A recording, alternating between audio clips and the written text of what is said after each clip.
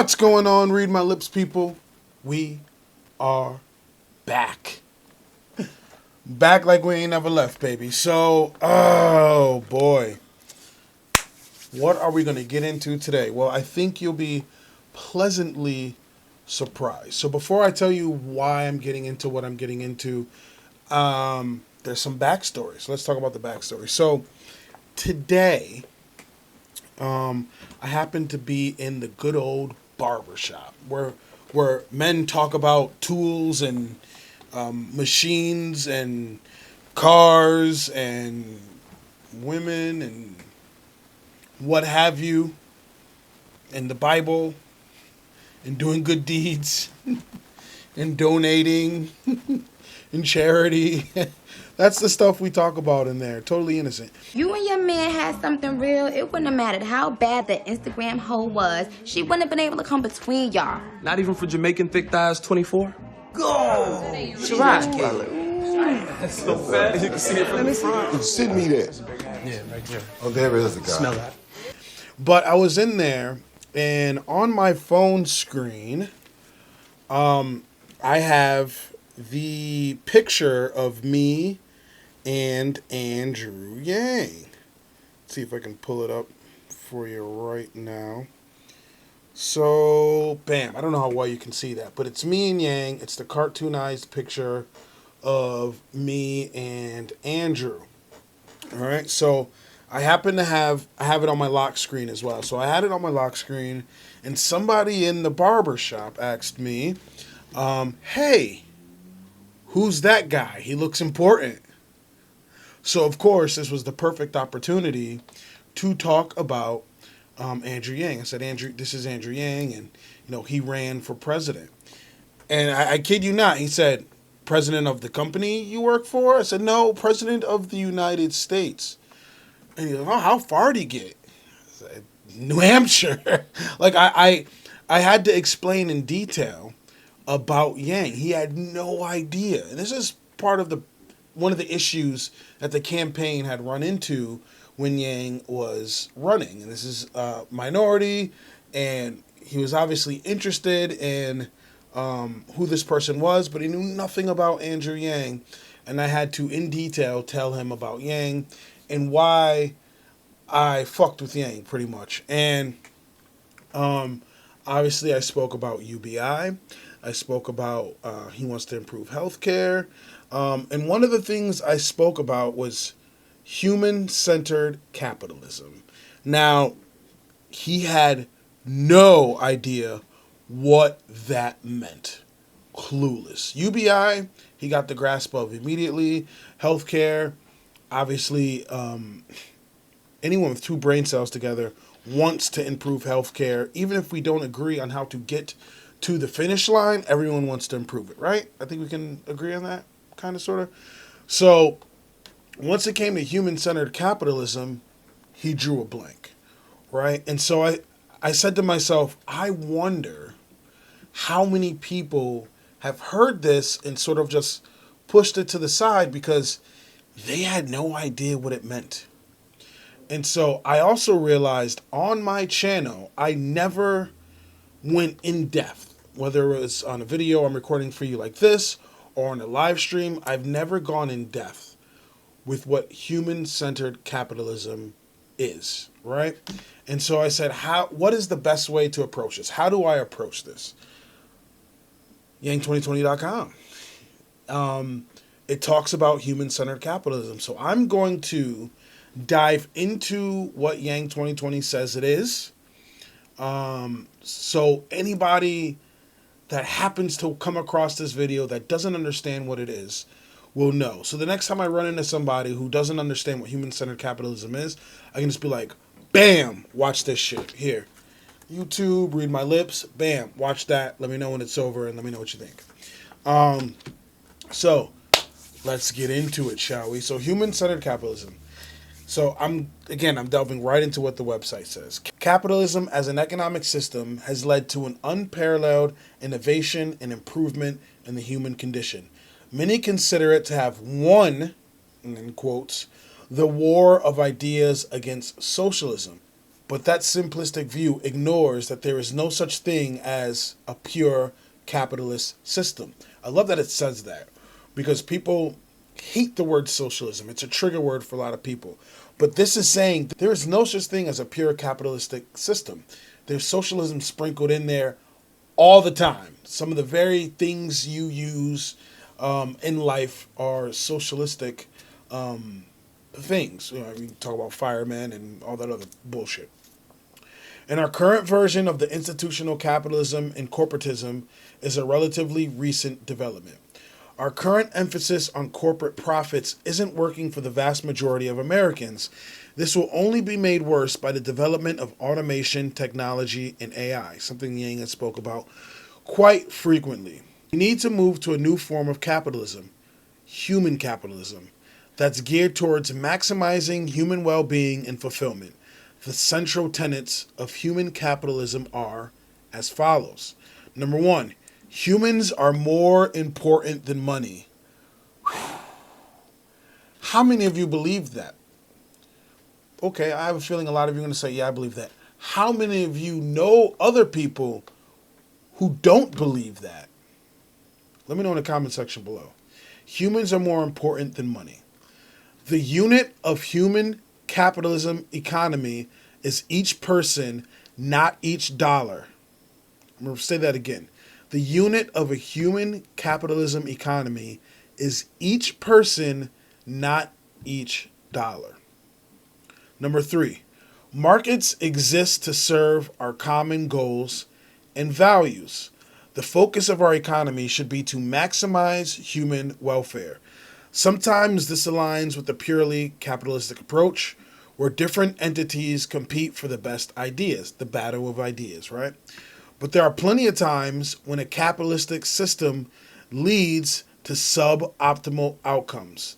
Think of an airline refusing to honor your ticket because they can get more money from a customer who purchases last minute. Or a pharmaceutical company charging crazy rates for life-saving drugs because the customers are desperate. We've seen that before. I remember Bernie Sanders did the whole segment where he showed how much, certain pharmaceutical drugs were here in America, and then he crossed the line to Mexico, and there was a big difference, right?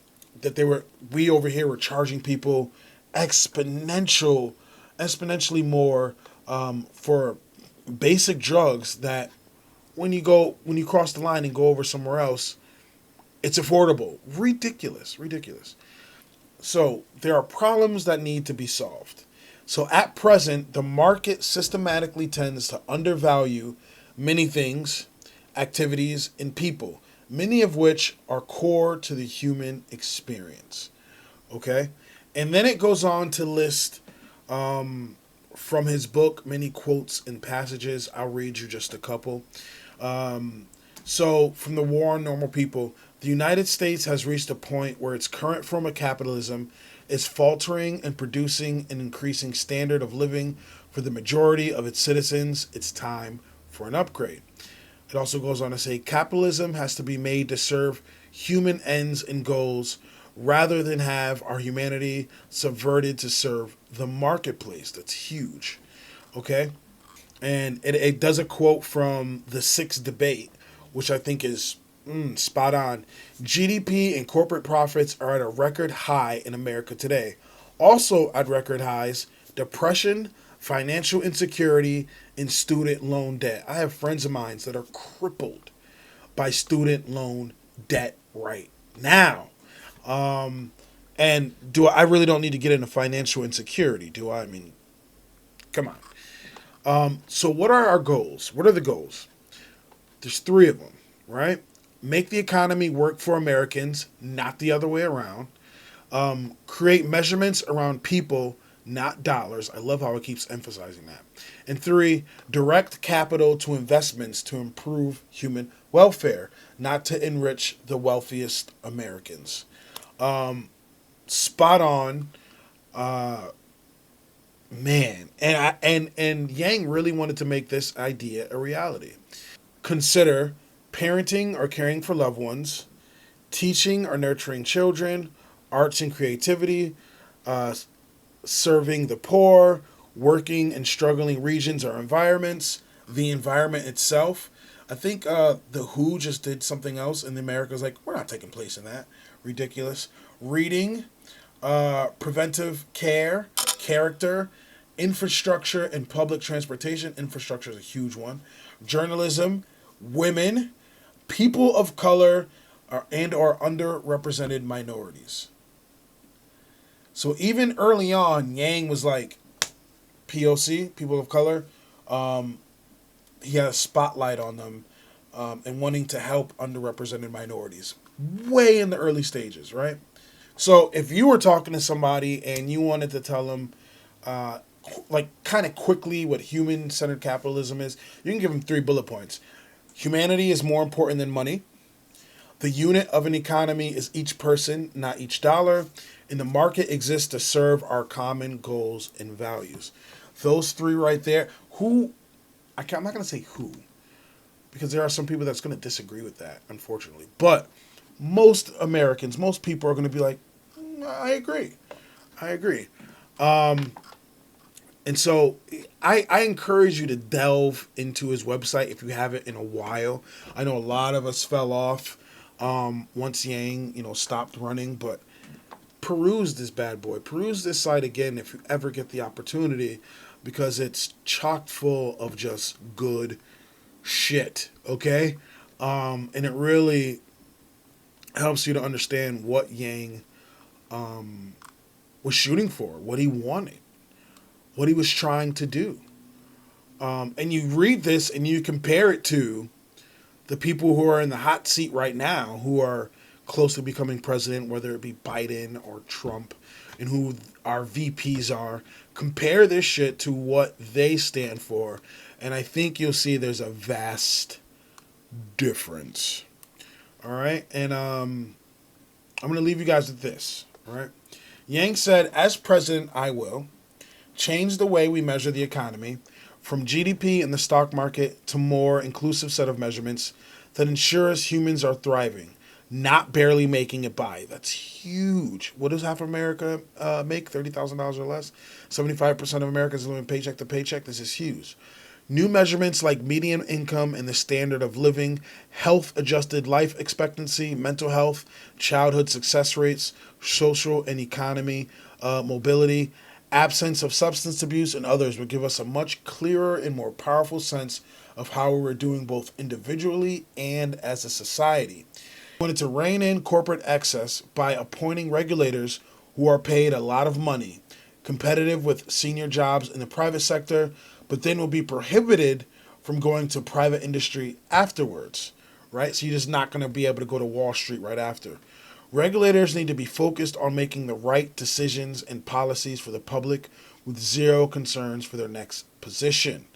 The government should create a modern time-making system that will reward people with organizations who strive significant social value. And what he wanted from us was to help him make this idea a reality. Now, at the end of the day, we know this is bigger than Yang. If we can get all this and it not be Yang, I mean, of course we want Yang to be in the seat, but if somebody presented all this, I'm sure we'd take it, right? It's bigger than a person. But this is what he was striving for, and everybody else paled in comparison. Everybody paled in comparison. And it saddens me to see, now that he, isn't in the run, that the gang is kind of split off, right? You've had, the Republicans that, were Yangocrats, right? That's gone back, and now they're trying to own the libs. And then you've got, the people that were super far left, that, joined the Yang gang. They're back to far left, super duper far left. And it's like, it's sad to see, like, how it kind of crumbled. Don't get me wrong, the Yang gang is still here. The Yang gang is still solid. The Yang gang is still strong. But some of the outer reaches of the Yang gangs, they kind of crumbled away. And I guess, it was bound to happen. And I think when Yang runs again in 2024, you'll start to see those people kind of drift back, which is all cool. Welcome back. But yeah, I just wanted to get into what human-centered capitalism was. surprised that I shouldn't have been, but I was, that he didn't know what it was or what it meant, but at the same time, he didn't know who Andrew Yang was. Like, when I said president, he thought I meant president of my company. No, that was a picture of me and the person running for president of the United States of America. So I just wanted to get this out, touch upon this. I know there's a lot going on in the world right now. I actually just watched a Trumper for Yang video, and he was dissecting the Kyle Rittenhouse, that's his name, video. He had an interesting take on things. I may do a reaction. I may do a reaction to that. And I want to thank everybody who did comment on that video that I dropped. The comments were all over the place. There were so many different opinions. Quite interesting. And it actually skewed me slightly. I watched Trumper's video. It skewed me only slightly. I still stand firm with my end belief in everything. But it did skew me on a couple small things, a couple small details, and so did you guys in the comment section. I just want to thank you for that. So I hope you enjoyed this video. It was like a dive back into the good old times, some nostalgia, you know what I mean? So if you like what you see, if you like what you hear, please like, comment, subscribe. I'd greatly appreciate it. If you don't, let me know in the comment section why. I'm always down to talk about it. I have a Cash App, a PayPal, a Venmo, and a Patreon. Please feel free to donate to the channel. Every little bit helps. Hopefully I'll be talking to you guys soon. Stay safe. Peace.